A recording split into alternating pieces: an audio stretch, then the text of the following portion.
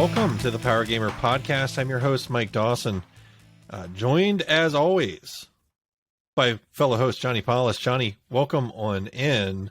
What up? I went and saw you play at the Poorhouse this past weekend. You did, and you've been posting a lot of stuff on our TikTok lately. Yeah, which I guess if you like reliving bite-sized pieces of the show and you listen to it and enjoy it, you should go check out our TikTok page, you wily Gen Zer, you. But you've been posting a recap from last week. Yes. Of me explaining the story of LiveALive. Yeah. Or just one of the pieces of LiveALive. It's a 4-parter video, and the reason why I posted it the way I did is just like so it's 4 parts, and in each one of those parts, you can see me getting more and more and more confused. Just dumbfounded, yes. Like by the 4th one, I'm just like, okay, sure. Sounds fine. You actually have a completely dead look on your face, like about halfway through, I'm like, does this ever end? You don't look amused or like you're having fun. You don't look confused or anything. You just look like you can't wait for it to stop. It was a lot. There was a lot going on there between a portal machine that doesn't work, and then just like, okay, cool, and then they never mention it again. And then, it's so and then a beer that gives you psionic powers, but then it turns out the protagonist already had that power. So hey, why did we have the beer? I don't know. We just did. Okay, cool. That's right. So the reason I bring that up though isn't because of my amazing retelling of LiveALive. It is because for as amazing as my retelling was, a 10-second snippet of you just dick slapping the shit out of a Foo Fighters song is getting much more traction. So, congratulations, Johnny! Your musical debut on the Power Gamer Podcast TikTok, has been a raging success. Yeah, go on there, and hey, if we once we get that TikTok to 1,000 followers, we can live stream from TikTok. So the faster, the better. Even if you don't really use TikTok, just go and follow us. We need 1,000 followers. The 38 of you follow right now. We got a way to go. Hey, I'm up to almost 400 on my Hell Hero account, so I'm getting up there. We'll see. Yeah, I don't understand it. That's why you take care of all that shit, because I don't get it. It doesn't click for my brain. So the secret to TikTok is you throw shit on a wall and occasionally people notice. Secret of TikTok, let Johnny handle like it. Got it. If you look at my video history from my Hell Hero account, it's like this video has 20 views. I have a couple that have like 20,000 or 50,000 views where like they'll just completely pop off. My phone will explode for a day, and then I post a video the next day and it's back to 50 views. It just seems to be, you just put stuff out there, and sometimes it connects, and if the algorithm picks it up, it shows it to more people, and that, it just snowballs. Let Johnny handle the TikTok. Yeah, no, okay. I got it. Got it. Got you covered. So no, I came to the show, and when I got there, you were on a break, and you were telling me, man, tough crowd in there tonight. Yeah. And I know what you mean by that. It's like you're playing to a bunch of statues, basically, that don't give you any feedback or any response. Yeah. So you see me walking up, and for longtime listeners of the show, you already know where this is going. Yeah. When I come to see one of my friends perform, they might as well be John fucking Lennon. Yep. In that place, because before they even start playing, I'll start my thing, and after like a hype man and a half, dude. And after every song, before the guitar's even done ringing out, I do this intentionally. Before the guitar's even done ringing out, I just start smacking the old hams together as hard as I can. And I just let out a, hey, Johnny! Let's go, Johnny! And like, shit, I just killed my voice doing that. And I think it's something, it's so uncomfortable for everyone else in the room, they just start clapping. and cheering. And what was it like? By the second song, they're just everybody's clapping. I know. They're all trained at that point. That hey, there's this guy in here that looks like he's having fun and drinking beer, and when the music stops, he's cheering and clapping. I should cheer and clap. We should join. Yeah, or I'll look strange. And it was great. Like the whole time I was there. Yeah, it was fine. It was fine, and that's all you need is like you just need like a couple people in your corner that are like really into it and applause every time, and before you know it, you'll have the whole place applauding.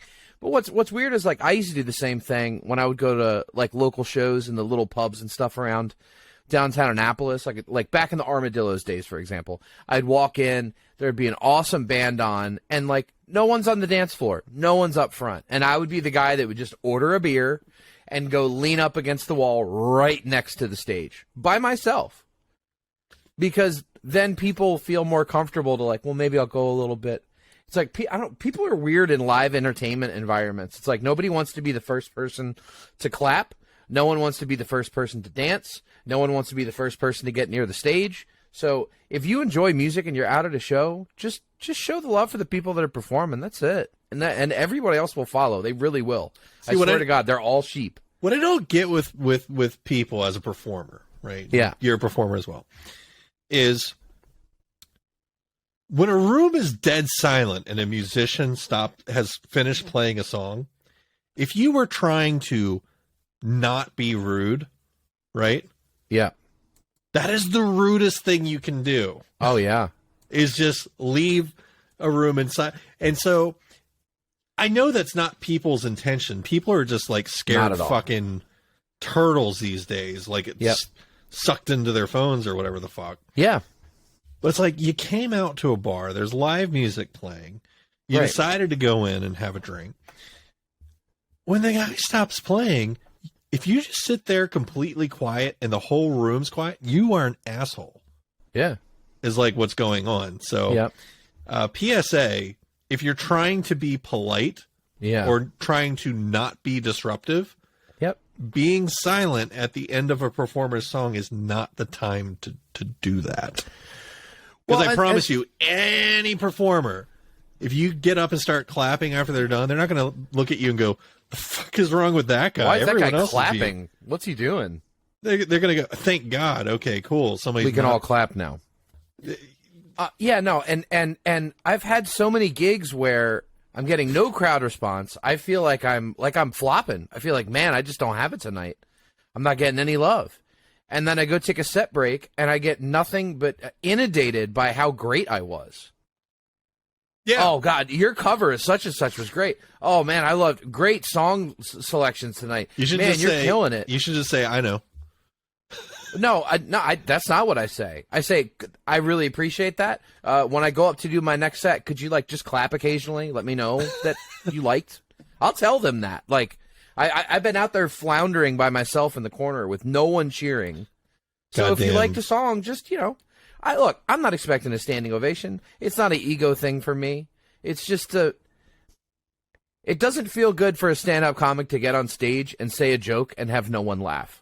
Just like it doesn't feel good to be someone performing music and finish a song and no one claps. So it's the same thing. So here Mike Dawson rolls in. Yeah. And suddenly the whole room just figured it out. So absolutely. I'm glad that I showed up. And afterwards, we hung out and watched a movie, which I guess now is a great time to just talk about real quick. Sure. It was Werewolf by Night. That's the correct title, yeah? Yeah, that was a fun little surprise. I had fun watching it. Apparently, it's tied into Marvel shit, which I don't really know about. So I guess, Johnny, what did you think of this movie, and what the fuck happened that had anything to do with Marvel? Well, I think it's one of the MCU's biggest weaknesses is that they haven't done enough standalone stuff, and I think that's why a lot of the more recent DC stuff has been really interesting. Like Joker is completely disconnected from everything else. The Batman disconnected from everything else. So technically, this movie is a part of the MCU, but they never at any point, they didn't mention any other Marvel characters, really. We have no idea what time period it is. There was nothing. There was a piece of art with That showed the Avengers at the very beginning, yes. So, you know, and you can tell by the costuming of the Avengers, that it's basically present day, I guess. Right. So, I mean, but to answer your question, what this is leading to is one of the main parts of the Marvel universe that they haven't really delved into that they're about to is the supernatural stuff. So, the werewolves in this movie, the vampires in the Blade movie, now we have Moon Knight. Soon we're going to have Ghost Rider. So we're going to start getting these sort of supernatural, you know, like we're going to start seeing demons and vampires and werewolves and all that kind of shit. Because all those things are in the Marvel comics. And they haven't really, you know, the MCU started out really, really grounded. And then as they got bigger and they went more cosmic and they went more like into the magical stuff with Doctor Strange, you know, now the next thing is to do the supernatural thing. And I think this is the first page on that. But so what's interesting about this Werewolf by Night thing, for anybody that hasn't seen the trailer, it straight up looks like a 1930s horror film. Pretty much from beginning to end, it feels like, you know, it took me back because I was explaining to my oldest, because we watched it today and they loved it. I was explaining to my oldest that I remember when I was a kid, and I was explaining to them, like, we didn't have streaming. It was you flip through the TV. And so pick a random day when you have the TV and you're flipping through the channels and you're going boring, boring, boring, boring. The amount of times I would stop on something where it's a black and white movie about vampires or about werewolves or about aliens or like these old creature features would always suck me in. Always. And it didn't matter how bad or how good they were. There's something about that sort of campiness that always attracted me and always drew me in. And this has that. It doesn't really take itself too seriously, but you know, it was cool. I think it's great that Marvel just went, here's a Halloween special. It's an hour long. If you want to watch it, cool. If you don't, you're not really missing anything. It's not going to have some, you know, massive connection to the rest of the MCU. Like, you might see these characters in something else, but you're not going to be like lost because you didn't watch this. So no, I mean, it's cool. It's an hour long, and it's just a creature feature. There's not a whole lot to it. Yeah, I enjoyed it. So, ladies and gentlemen, welcome in. It is episode now 86 of the Power Gamer podcast. Let's get things rolling here. First up, let's talk about what we've been playing this week. Johnny, I've got a mouthful here. I know you've got some things to discuss. I'm going to let you. I'm going to let you go first here this week. What you got going on? Sir, this is actually episode 87. I just searched it. Are we at 87? We are at 87. 86 it is 87. You know what? I have it right in the document name, and I have it wrong in the notes. So let me try that again. All right? Okay. Let's just... Got it. Ladies and gentlemen, welcome into episode now 87 of the Power Gamer podcast.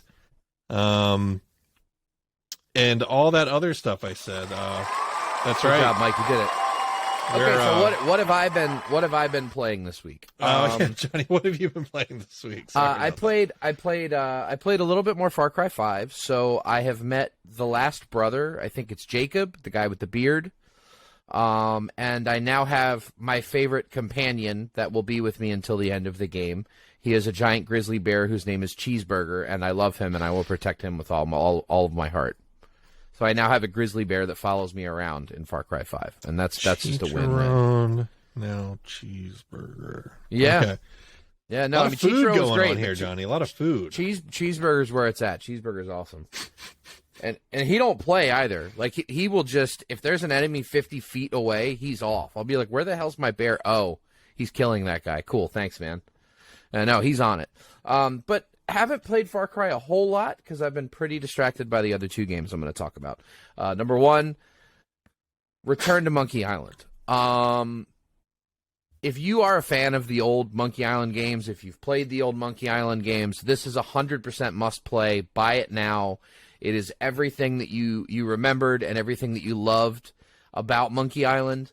And I have really been stunned with the amount of nostalgia that has slapped me in the face. When I first found Murray, the talking skull, and it sounds like the same voice actor.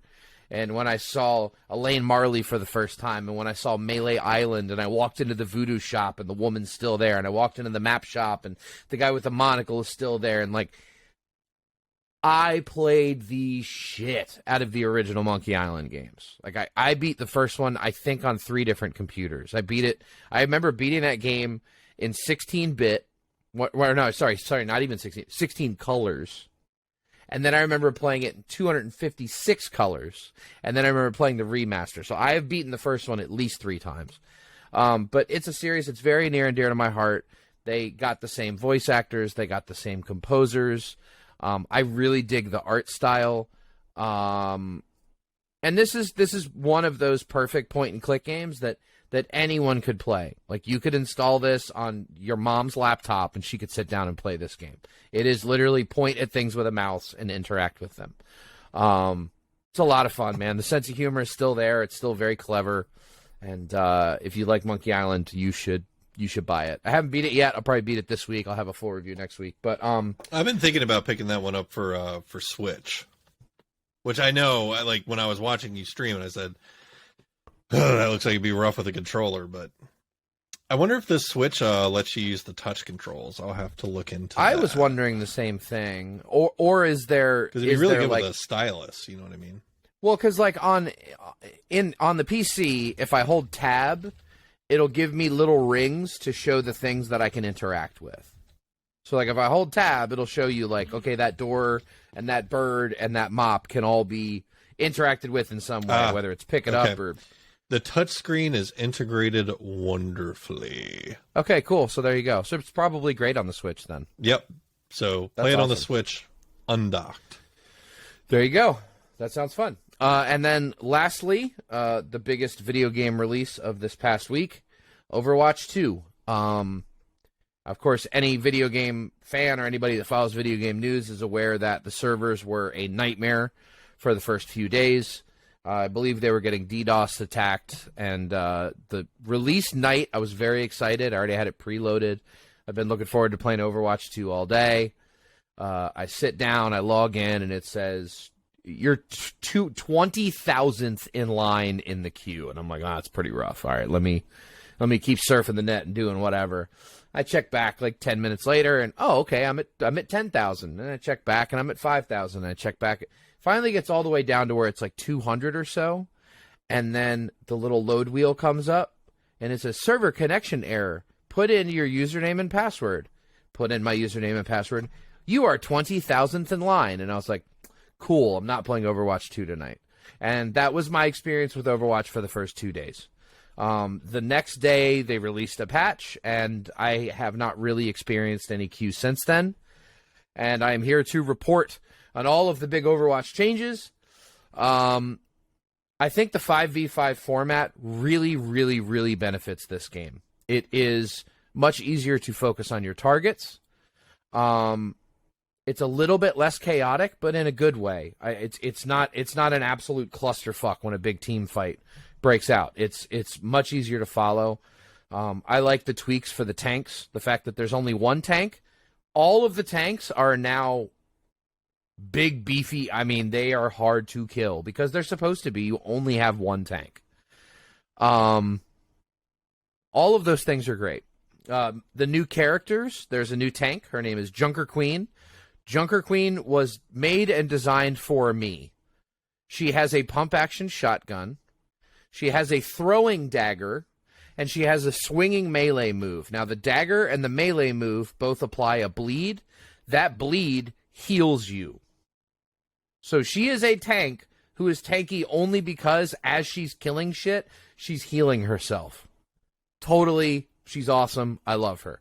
The new DPSer we already talked about, Sojourn. I think she's great. She's similar to Soldier, with a little bit more mobility, which is nice. And the new healer, Kikuro, her ult is really fucking strong. So she has cards in one hand and like shurikens in another. And the shurikens are very similar to Zenyatta. If you pop off a headshot, they do a lot of damage. Her cards, you basically just hold the shoot button, and she throws these cards out that heal. So you aim at the target you want to heal, hold that button down, and she'll chuck cards at that person to heal them. The two big interesting things with her is she can teleport through walls to teammates. So if you're coming back from dying and a teammate's low and they're on the other side of the wall, you can teleport. It's a pretty decent distance, maybe 50 yards, 60 yards through a wall, and you're right next to that teammate then healing them. But her ult, she puts down this walkway with like a magic fox, and it makes everyone on your team who is on this path has faster weapons, faster cooldowns. Like, it just turns your team into a fucking wrecking ball. But I've played a lot of Overwatch 2 in the last few days. It feels very good. It runs very smooth.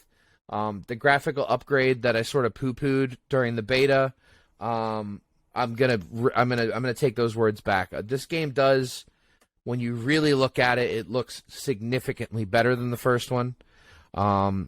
Mechanically, it's pretty rock solid, and I'm happy to say that the Battle Pass doesn't feel too bad.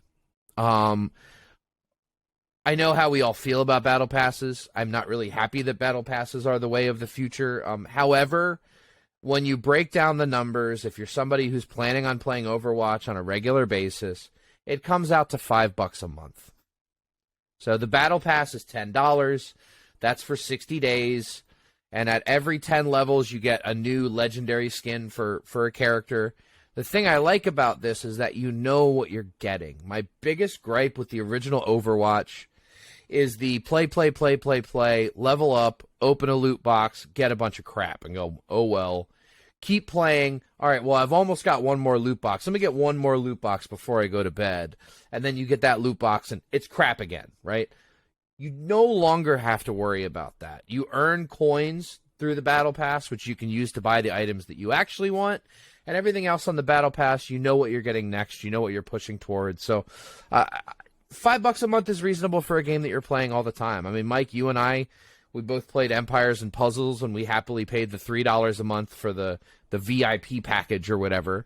So I don't think $5 for Overwatch is off base. And it's, you know, obviously it's completely optional. It's all cosmetic shit. You don't have to spend the $5. So, you know, I'm not completely enamored with the free-to-play move, but I do get it. I do understand it. And so far, it doesn't feel too predatory. I'll let you know if that changes. If we're getting hammered with $20 exclusive character shit, which they might go that way, it wouldn't surprise me. But as of right now on launch day, it's not bad. It's a free-to-play shooter now, which to me that's just, I'll miss Overwatch, I guess. Maybe I'm not fooling around with a free to play game like that, even if it's Activision Blizzard. I don't care. But because you own the first one, if you download Overwatch 2 and log in, you keep all the skins and shit that you already got, and you'll have all the characters for Overwatch 2. Like, because you own one, you'll have everything for 2. Yeah, but okay. I don't want, like, think of it as like a free upgrade. I get it. And here, my problem with free to play games isn't the game that I can play for free. It's everything else. It's the people who play free to play games. Yeah. Who are, and anyone listening to the show, you're probably not in that bunch, because if you're listening to a video game podcast, you actually care about things. So playing with a bunch of people who play a free-to-play game, 99% of the people you run into are snotty fucking piece of shit children or asshole scum of the earth fucking human beings. And Overwatch really didn't need that. League of Legends is the perfect proof, right? Because you and I put a lot of time into League of Legends. And League of Legends is a fun game, but it is not any fun to play. It's the most toxic community in all of gaming, without question. Yeah, and now that will just pass on to Overwatch, because the only thing that made League of Legends that is that it was a free-to-play game. And all free-to-play games are exactly the same. Especially with the try-hard nature of Overwatch. Yeah. You know, it's one thing like in Fortnite. I actually think Fortnite's fairly not toxic. But then again, it's not really a true like squad thing. And it's inconsequential. It's just independent matches. But when it's something like Overwatch and you're playing ranked matches and you're trying to solo queue and you get put in a room full of people in a free-to-play game who are all just raging fucking dickbags, hard pass. I won't touch this game. Yeah, I mean, that hasn't happened yet. So, I mean, it's coming. Obviously, I'm just saying, if it turns into that, you're right. I will lose interest completely. Well, you will have to keep me updated because I will. I've seen the movie before. I don't need to do it again. But you're a lot more prone to multiplayer games than I am. Very true. I fucking hate multiplayer games. So yeah. unless I can sit on a couch and have my friend sit next to me. Well, to anyone that missed Overwatch is back, and I'd really like to. You should try it. Only warning for somebody just jumping into 2. So Johnny did point out something important. Me as an owner of Overwatch, you get to carry over everything that you had from that first game, which buying that game meant you got all the characters. Yes. If you do not own Overwatch and you want to jump into Overwatch 2, you have to play, I think, somewhere in the neighborhood of 100 matches to unlock the old characters. It's something like that, which, I mean, I've played... is stupid. I don't know, 25 in the last 4 days. It's not that bad. That's a lot of time. I would recommend just picking up a copy of it, the first game, instead of grinding your dick off just to try the core characters that made Overwatch. Blizzard's reasoning behind this is to stop bots from using all the characters, I guess. I don't know. It's kind of a weird decision that I guess is fine. Makes me feel like I own something with the original Overwatch, I guess. So, any other games you've been playing this week, sir? Nope, that was it. Well, do I have a time for you here, sir? Yes, you do. I see your list. Yeah, we've got a few things to cross off here. So let's wrap up from last week. LiveALive.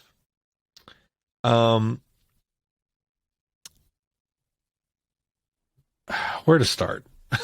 It was such a calamity last time. So without getting into any of the finer details of the ending of the game, there's a lot of different endings. There's a lot of different endings. And I got 2 of them, 2 of the endings. Okay. One that I felt was the most true to who I am when I play video games, which for those of you that don't know, I am an evil person when I play video games. He's a bad man. Yes. I am the Sith Lord. I am the villain. That is what I like. And so in LiveALive, there's a character who ends up being the main antagonist of the game that you do a whole chapter as. So that doesn't spoil really anything, hopefully, but maybe a little bit. But you don't know who this antagonist is really until they reveal it. Mm-hmm. Kind of the dark puppet master behind the scene, so to speak. So when you get to the end of this game, a new area, we'll say, is available where you can take the different characters in to check it out. And all of the core characters, save one, have the same story that you play through. But one of them, instead of being on the path that all the others are on, has their own separate ending written for them. And I'm like, well, I'm going to take this guy because I know he's evil as fuck and all the other characters are good. So I'm going to do the evil guy. And it's basically the coolest shit ever. Because, okay, this is going to get just mildly spoilery, so fast forward a minute if you don't want to hear this. I'm going to try and not ruin the game, but basically, you get to redo every boss fight in the game, but you play as the enemy. And you're kicking the shit out of the good guys. Out of the good guys. Wow, that's cool. And so you repaint the whole universe to where you win as evil.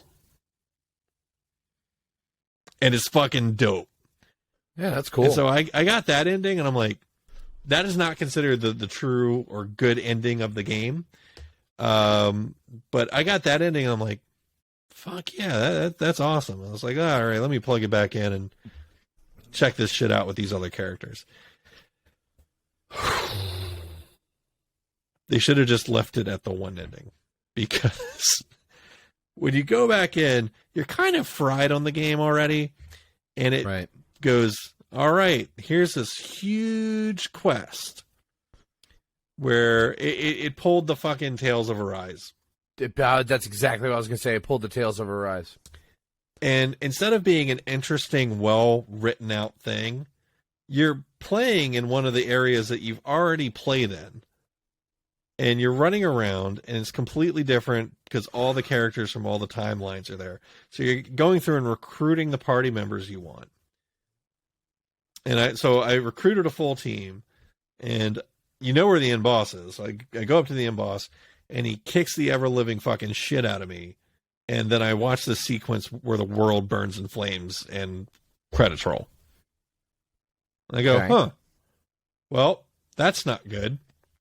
So I pull up a guide, and apparently in this game world, you recruit party members, and then there's hidden dungeons for each character that you have to play through to get gear to make them able to hang in the final boss fight. And I started on it, and then I just stopped, and I said, you know what, the ending that I got where... like, I did the Dark Lord thing that made sense for me. I'm like, that's the ending. Fuck this. I'm not doing a 10-hour long fucking quest. Just grinding my dick off. Yeah, you're gonna make me run around and find a MacGuffin for multiple characters to get the other ending. It's stupid. So LiveALive is excellent if you, I guess, are me. You can be satisfied with what honestly feels like the natural ending of the game. Because, like, the whole heroes converge in this one part of time, and then there's special dungeons for them magically there. Doesn't really make a whole lot of fucking sense. I mean, it just doesn't make any sense at all. Well, okay, so we're talking about a video game. Oh, yeah. Where your pet turtle was sick and needed to be vaporized so that he could be put into a Ninja Turtle mech. That makes more sense than what it was trying to do. Okay. So, LiveALive,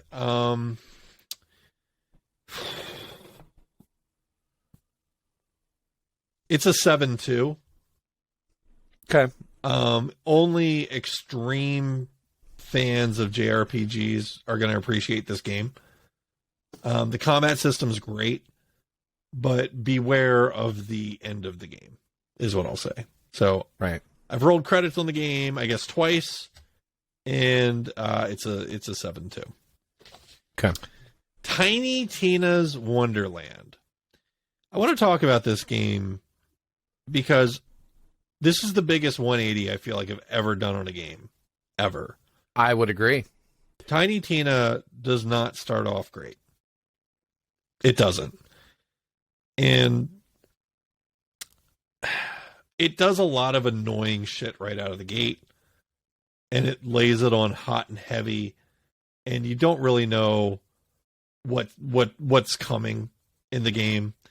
And I think that's a fair criticism to make of Tiny Tina's Wonderland, is it feels like someone didn't vet the first 2 hours of that game well enough. I want to say this intelligently because the thing that I'm criticizing, I don't personally have a problem with. However, it needs to go with saying. One of the biggest missteps Tiny Tina starts off with is what some people would describe as wokeism. I don't want to go down that path. What I will say, though, in terms of that, is it's very heavy-handed in the first 2 hours in hitting you over the top with what feels like out of place, blatant, whatever you want to call it. Yeah. And it's so heavy handed. I'm like sitting there, I'm like, I'm cool with these things. However, I don't want to play a 20-hour video game where it feels like it has an agenda it's trying to cram down my throat. Can you give an example? Because I didn't have that take at all. Yeah, so in Tiny Tina's Wonderlands, there is it's again, I don't have a problem with this stuff per se, but it felt like this game was going to go in a weird direction for the 20 hours that I know it is.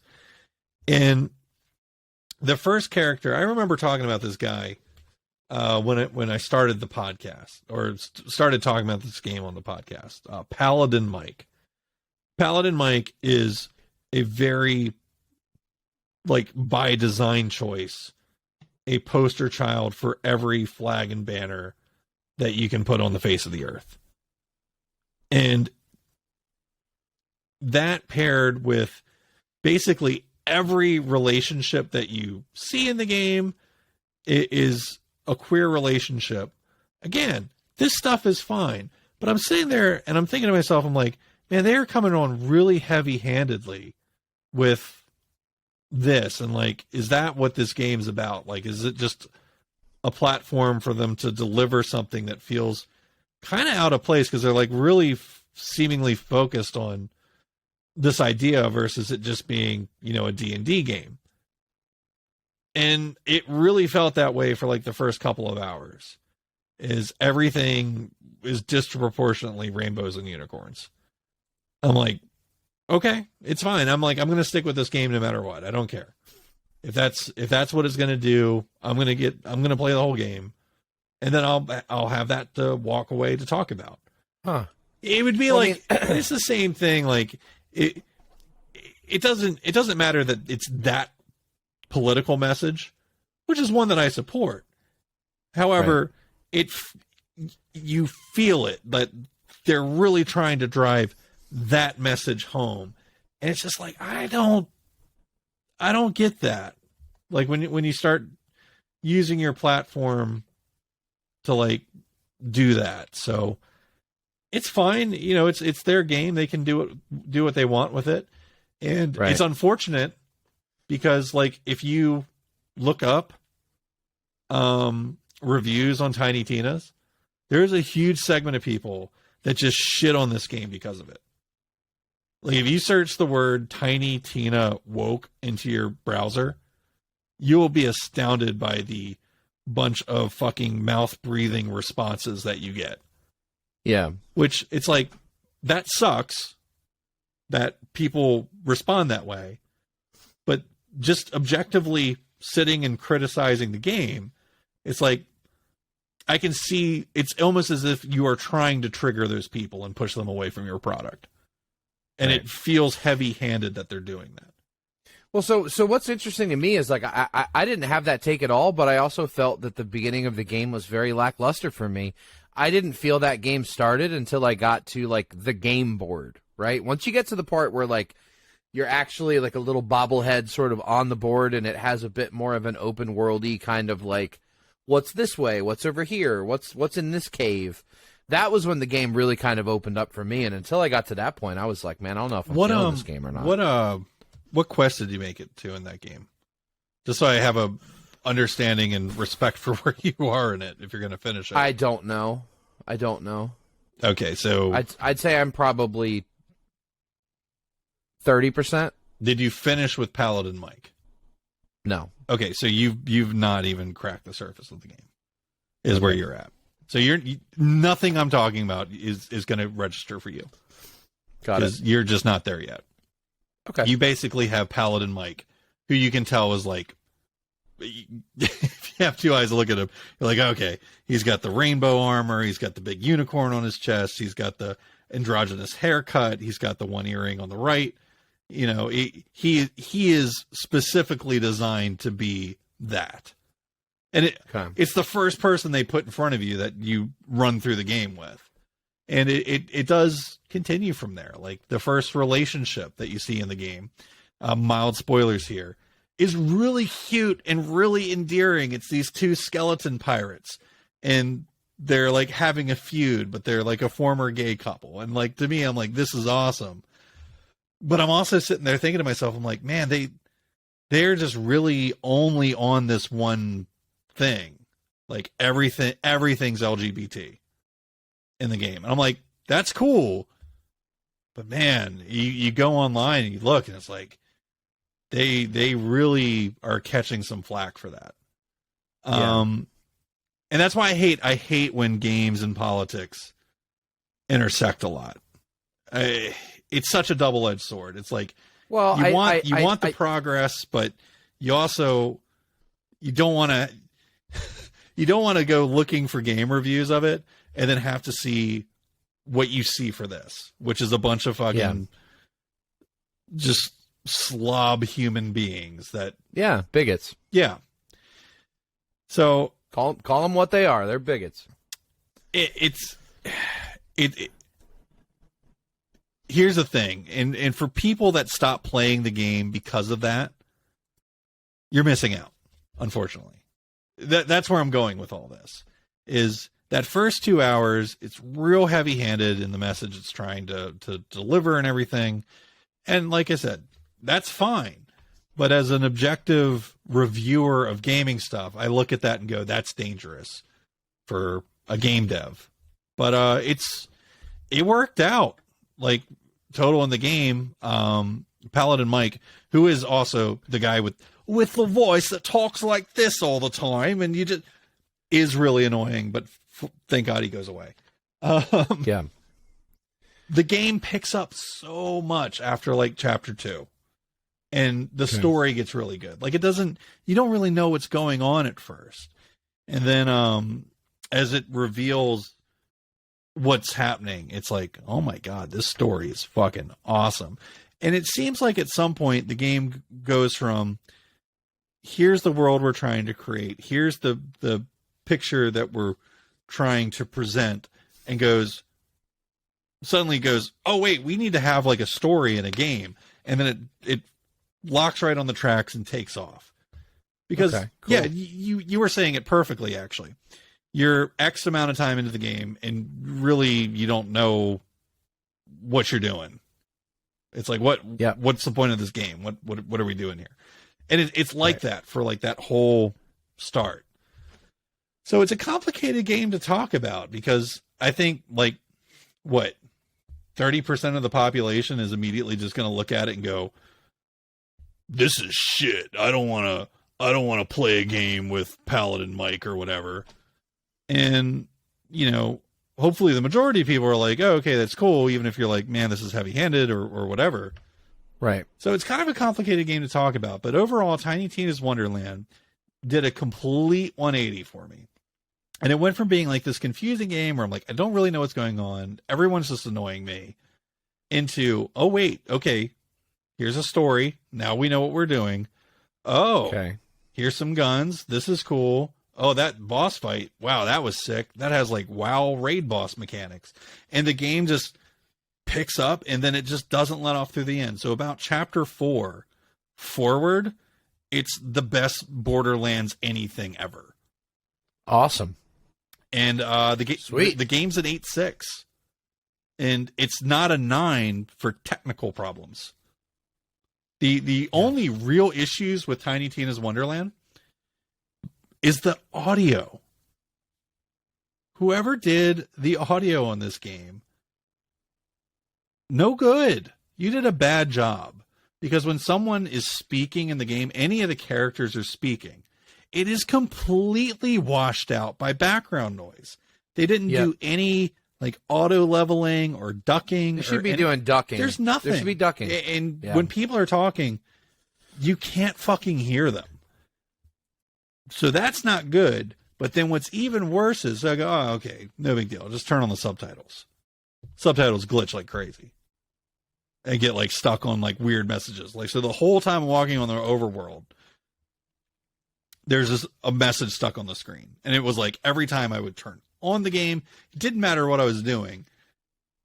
If I came to the overworld, I'm like, so there's just some shit at the bottom of the screen that Tiny Tina says, and it just doesn't go away no matter what. I'm like, what? Yeah. So how does that bug not get caught? So the sound design's terrible. The subtitles were the only thing that glitched. Everything else about the game ran like butter. Perfect. Not a single crash. Yep. Game ran great. So, yeah, I hope I got the point across fine on this. It's just that kind of over-looming thing was something I wanted to address with Tiny Tina, because it definitely exists online. Like, I don't know if you did any Google searches while I was talking or anything, but like, if you look it up, like, there's a lot of flack on this game for what I was talking about, and it's a real problem. It seems a lot of people have with it. So, yeah, it's interesting. I can see you clicking away over there, sir. Did you? I mean, I see shit where haters dwell. Yeah. Steam community comment boards. Oh yeah, dude, Reddit, it's all over there. Metacritic. Who cares? Yeah. Let him shout into the void. Fuck him. Yeah, I hope people aren't turned off by that aspect of the game, because that would be unfortunate. But it's worth mentioning that it's there, because a lot of people, myself included, say, you know what, kudos, thanks for doing that. Actually, that's good on you. But yeah, the whole picture of it, it's like, man, I hope people don't skip on it because of that. Just because of that. That's what I'm trying to say. So, sorry, that went on for a while. That kind of turned into a rant. Couple other things to just head on real quick, and then we'll get out of what we've been playing this week. Grid Legends, I finally started. It's a great arcade racer. It's on Gamepass right now. If you have it, I'm really enjoying it. It's, if you like arcade style racing, so definitely not sim style at all. It's a fun game. It feels just like the last one, Grid 2019, I think it was 2019, 2018. The only thing that's a fun addition to it is they have like real actors acting out cutscenes, a la like Need for Speed 2016, and the acting's terrible. It's hilarious, and I love it. Okay, cool. Lastly, Metal Hellsinger, a game that I've been looking forward to for quite some time, because as you all know, I am a huge metalhead. Sucks on the console. It's not good. I imagine it's probably really great on PC, but on the console, looks great, runs great. The whole mechanic of Metal Hellsinger is clicking buttons on time. Yeah. And can you believe that you can't remap your main attack off a trigger for that? So here's the problem. I'm playing it on Xbox Series X. Yeah. And the trigger's detection is from the moment you begin moving the trigger, right? Not when you bottom out. Correct. Yeah. So no matter what you do, they do have a latency detecting thing. But so I'm clicking in perfect sync because I'm a musician. I can play to a click track, no problem. Perfect sync. But I'm realizing that I'm still way ahead of the beat because it's not detecting that bottom out. It's detecting that first initial move. There's no fucking saving it. And you can't map the button off trigger to bumper or a face button.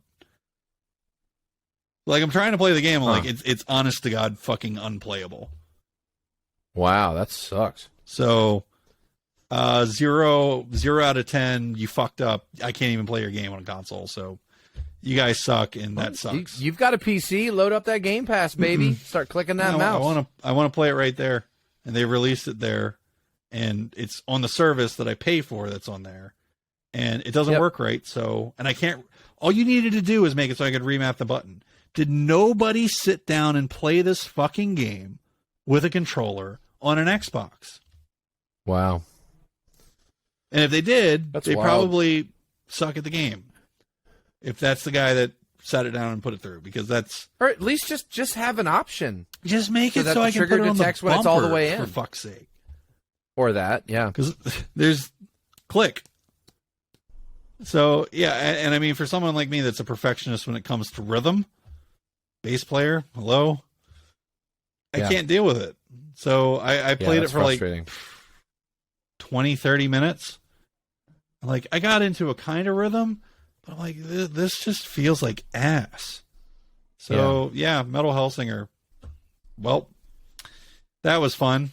Next. Well, again, the service that you pay for includes PC Gamepass, so you can just install it on the PC and go to town. It's going to be better with a mouse and keyboard anyway. Yeah, the point is the solution is so incredibly simple on console that... No, I totally get your frustration, and I'm not letting them out, but I also know that you really want to play this game. Not anymore. So I'm saying install it on your PC and play the fucking Not thing. anymore. I don't want to play it anymore. Okay, fair enough. It's like, fair man, enough. if the studio that made it is this fucking stupid, then I want want nothing to do with their product. That's pretty dumb. So, sad news for Metal Hellsinger from old Mike Dawson here. So that's enough of what we've been playing this week. Let's get into some game news.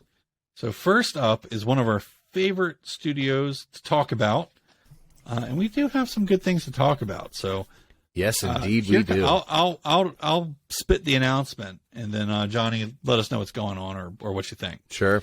So CD Projekt Red has pulled back the curtains on its game development pipeline. This is per IGN, revealing a brand new Cyberpunk game, multiple new Witcher games, and even a new IP. This news comes by the way of the studio's investor call, in which the studio revealed Orion, which is the code name for its next Cyberpunk game. Not much else was revealed, but CD Projekt Red says Orion will take the Cyberpunk franchise further and continue harnessing the potential of this dark future universe. Up next was The Witcher. CD Projekt Red has revealed that its next Witcher game, which was announced earlier this year, is being developed under the codename Polaris, I think it is. The studio says it is the beginning of a new saga, and that it aims to release 2 more Witcher games after Polaris, creating a new AAA RPG Witcher trilogy. Following that reveal, CD Projekt Red announced another full-fledged Witcher game under the codename Canis Majoris. It will be developed by an external studio, headed by experienced developers who have worked on CD Projekt Red's Witcher games in the past. Finally, we've known for some time that Molasses Flood is working on a game in the Witcher universe, and CD Projekt Red released some additional details about this project, which they're calling Sirius. So Sirius, not the outdated satellite radio technology that some people still use, but Sirius is a code name for the game developed by the Molasses Flood, set in the Witcher universe and created with support from CD Projekt Red. It will differ from our past productions, offering multiplayer gameplay on top of a single-player experience, including a campaign with quests and a story. To close out the new game's announcement, CD Projekt Red revealed Project Hadar, a third entirely distinct IP created from scratch. This project is in the earliest stages of the creative process, according to the studio, which means it is not actually developing any of the game just yet. For now, CD Projekt Red is working exclusively on the foundation for this new setting. Whew.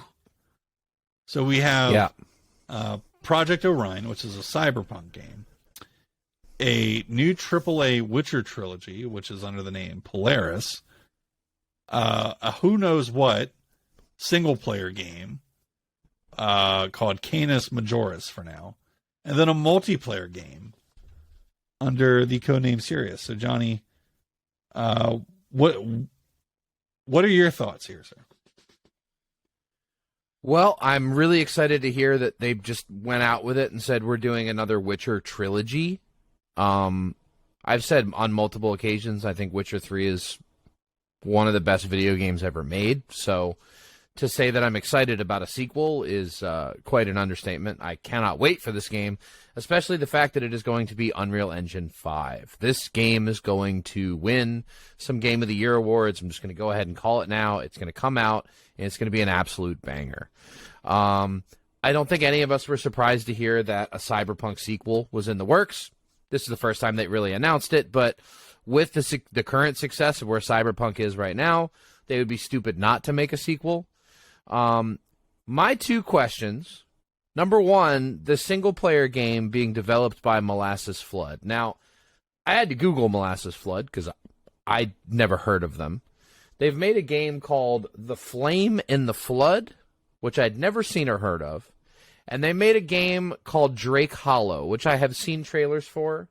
I have considered purchasing it. I've looked at it. It looks interesting.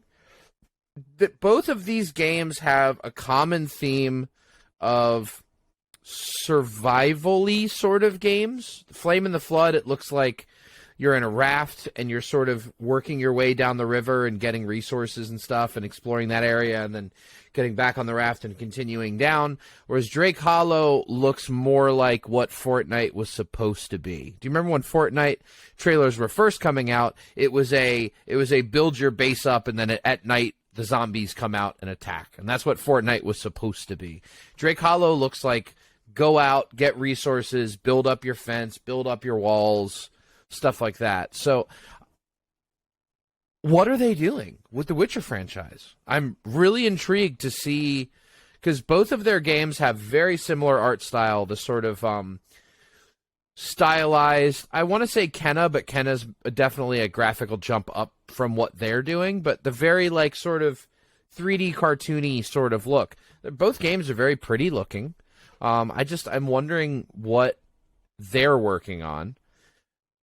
And then the other big question is with this other IP that we have no idea what it is, are they biting off more than they can chew? That's my only fear here, because we've seen what happens when CD Projekt Red gets their feet put to the fire and is forced to release a game when it's not ready. And it's not pretty. Now they're saying, hey, we've got 5 more games coming. That's a lot for one development studio. Here's how I'll maybe slightly counter some of that. Is that there is a lot of Witcher games that exist already outside the core trilogy of The Witcher, Gwent and Thronebreaker. Monster Slayer. Witcher Monster Slayer is a game. Fucking Battle Arena, The Witcher Adventure. There's a lot of offshoot games, so like that's kind of normal. The one that's interesting, I'm going to point to the same one that you did, the Molasses one, is that it's a multiplayer game that also has single player elements and quests in it. Yeah. So, it's kind of interesting. Like, I could imagine like a free-to-play town building type thing. Or I mean, they could make a co-op Witcher game with dumbed down graphics so that it'll work on Switch and it'll work on mobile. And that might be fun to like get on with a couple of your buddies and be like, what's over here? Oh, there's a well. It's haunted by this ghost. Okay, we got to do this to get it. I mean, I don't know. We'll find out. But that's the biggest, like, we know what we're getting with the Cyberpunk sequel. We know what we're getting with the Witcher sequels. So the two big question marks are, obviously the untitled IP that we have no idea what it is, and this title from Molasses Flood. Those are the two big question marks. Well, and also, otherwise, the other question mark is this new series going to have anything to do with Geralt or not? I don't think it will. I think if they're saying a completely new IP, I think this is going to be... Now, CD Projekt Red has a history of taking licensed franchises and doing something with them. I mean, Cyberpunk was a tabletop game. The Witcher is a famous book series. So, I mean, they might do there might be another IP, another book series, another graphic novel, another something that they think they can do something with. Or they might be creating something completely from scratch. We don't know. We're probably not going to know for 2-3 years. Yeah. The Cyberpunk thing, I mean, they'd come out and said it when they released the trailers for the expansion for Cyberpunk 2077. But at that time, they hadn't announced that there was another game in development. So now I think we know why there's only going to be one expansion. Because like years ago, that's funny to say, when the game came out originally, because it's been almost 2 years now.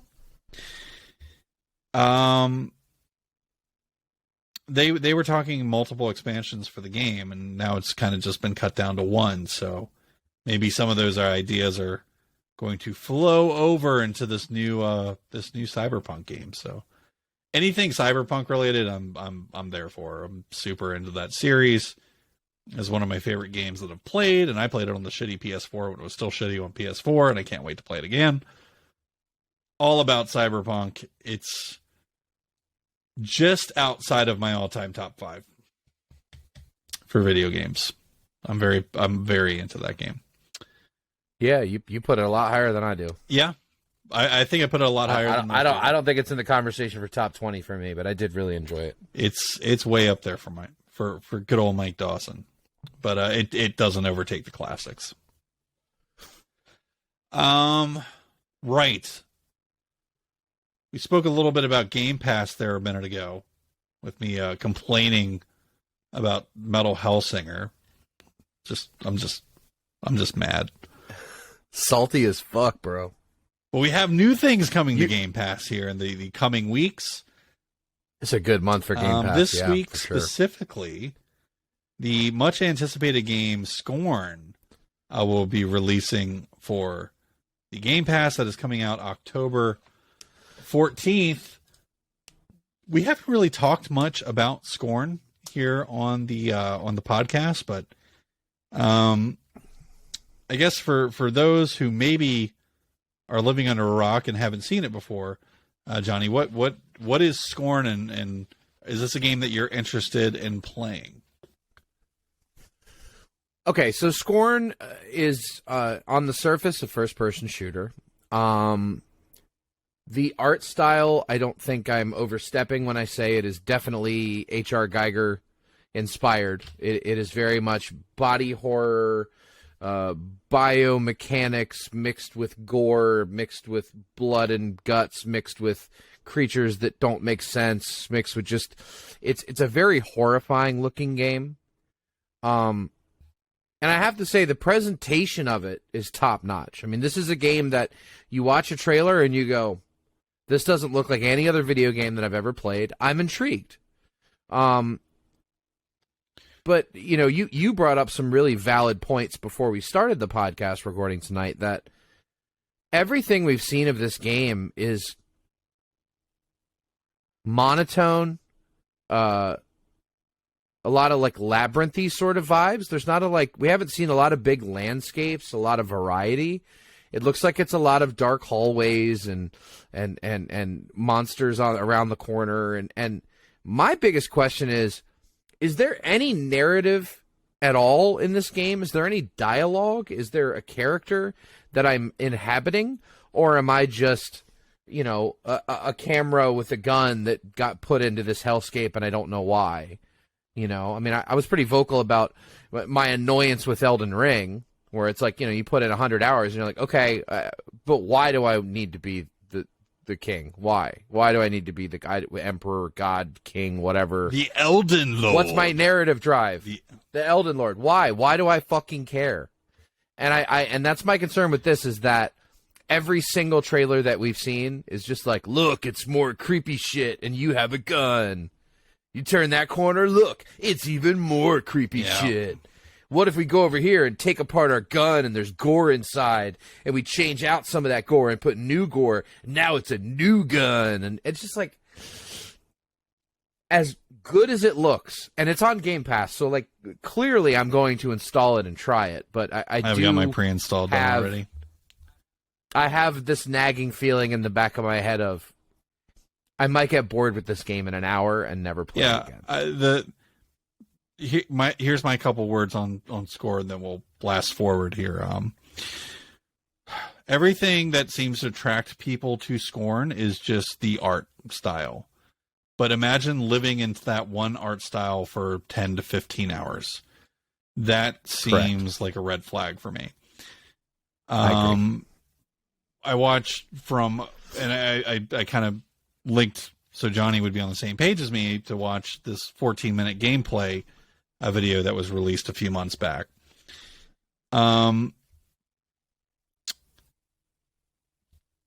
it's the art is the show. Nothing about the gameplay looks great at all. It just doesn't. I think this game, it has a lot of flop potential. I want it to be great, but I definitely am. Flop detectors are going off, and like Same. when everyone's only excited about art,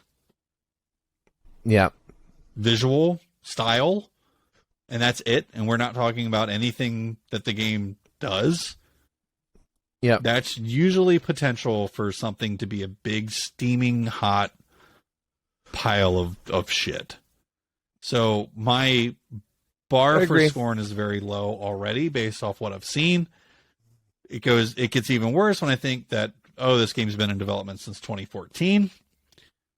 Yeah, it's by a bunch of unknowns. It was a Kickstarter originally that didn't do great in terms of raising funds. It raised like $150,000, which seems like a lot, but for a game that's nothing. For a game, that's nothing. Yeah, you're paying one person for a year for that. Yeah, I'm very skeptical, and I hope it's good, but as of this moment, I don't hear anyone else saying what I'm feeling right now, so I want to be sure I'm putting it out there that I am very skeptical of this game, and I think it has a lot of potential to be bad. We'll know next week if I'm right or wrong, because we'll both talk about it next week for sure. Yep, absolutely. Next, Plague Tale Requiem. It's not going to be out this week. It's going to be out the week following. On the 18th. But I was able to get Johnny on board, and actually a few other people when I played A Plague's Tale, the original Plague's Tale: Innocence. And I said the game is fantastic. It's fabulous. It's up there with The Last of Us, and I really liked it. And I went out of my way to sell it to people, Johnny included. And this sequel to it picks up 2 months after the final events of the first game. So, I mean, you really just push forward right from where the first Plague Tale game ended. So, if you haven't yet, you need to play it. I would say that's probably must play before jumping into Requiem.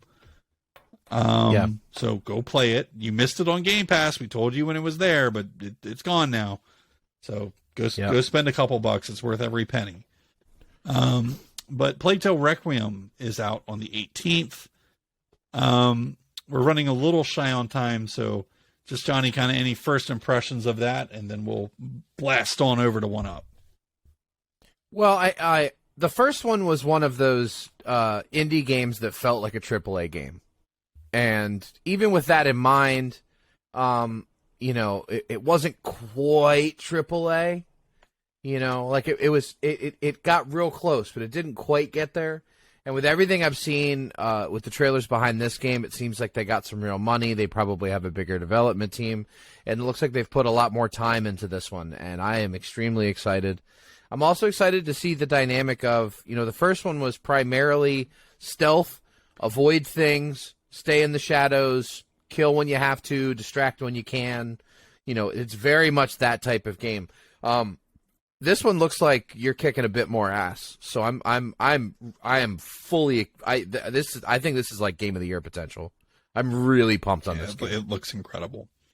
So that wraps up all the news that we have for this week. So now it's time to jump into our final segment. That segment is, of course, called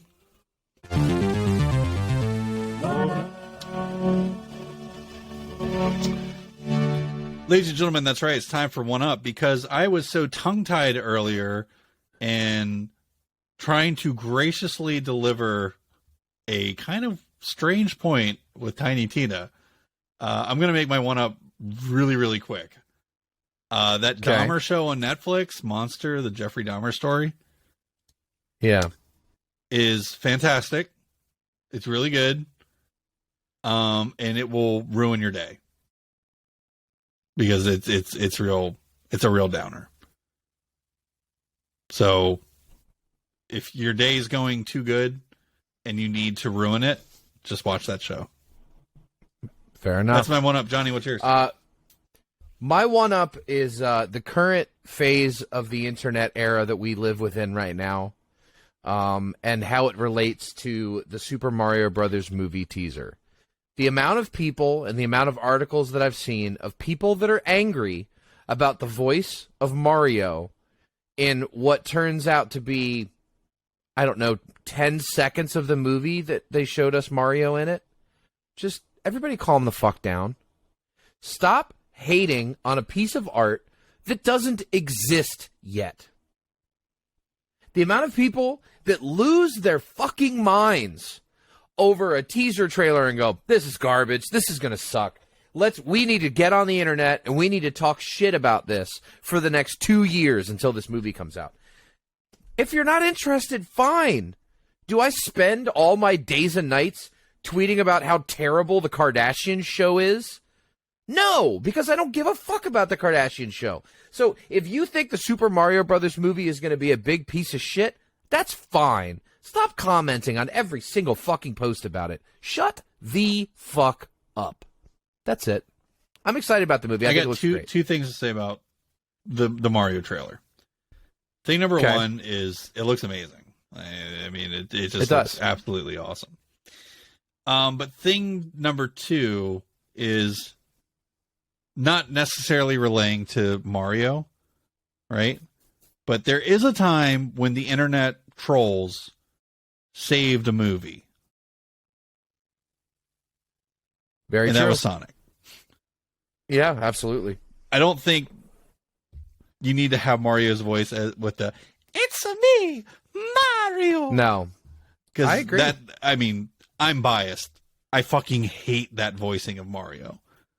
I hate it so much. Yeah, you've mentioned it multiple times. I mean, look, 30 more seconds on this movie. Look at the cast. For the love of God, look at the cast. Jack Black as Bowser. Keegan-Michael Key as Toad. Seth Rogen as Donkey Kong. Anya Taylor-Joy as Princess Peach. This movie is going to kick ass. Stop hating on the 10 seconds you didn't like in the trailer. I love Chris Pratt, dude. It's gonna. I'm excited about this movie, and I'm not going to let anybody take that away from me. Stop yucking. I started watching the Terminal List. Oh my god, it's so good. I've heard it's great. I haven't watched it. We did it. We did. Yeah, we'll be back again next week with another great episode of the Power Gamer Podcast for you to enjoy. Until then, I'm Mike Dawson. And I'm Johnny Paul. Tune in next time. Take care. Catch you on the flip-flop. Ooh, yeah.